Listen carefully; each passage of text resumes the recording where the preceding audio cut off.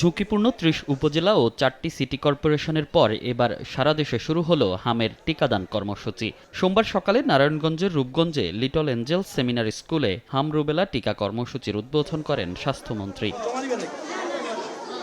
লম্বা লাইনে দাঁড়িয়ে শিশুদের টিকা দেন অভিভাবকরা। জানান, হামের সংক্রমণ বৃদ্ধিতে শঙ্কিত হলেও টিকা পাওয়ায় কিছুটা স্বস্তিতে তারা।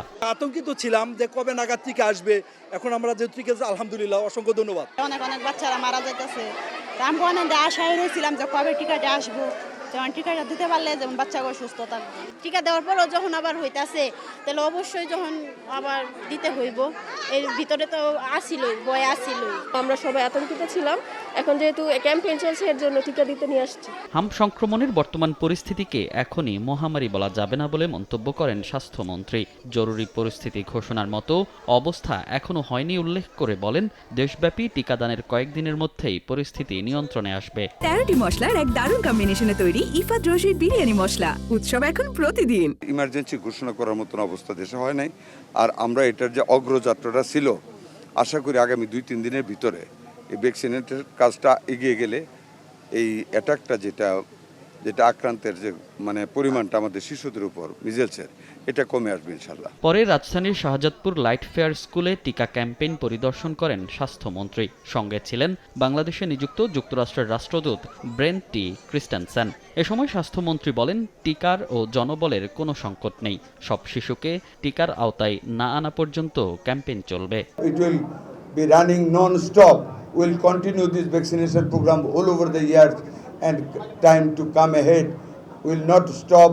We'll be having our full stock of vaccination, and we have decided to keep the stock of the vaccines for 6 months ahead so that we never face any problem regarding the stock of the vaccines. এদিকে সিলেট, ঝালকাঠি, পিরোজপুর সহ বিভিন্ন জেলায়ও 6 মাস থেকে 59 মাস বয়সী শিশুদের হামের টিকা দেয়া শুরু হয়েছে। নিজ নিজ এলাকায় ক্যাম্পেইন উদ্বোধন করে এমপি মন্ত্রীরা বলেন, গত 2 বছর স্বাস্থ্য খাতে ব্যাপক অনিয়মের কারণে হামের প্রকোপ বেড়েছে।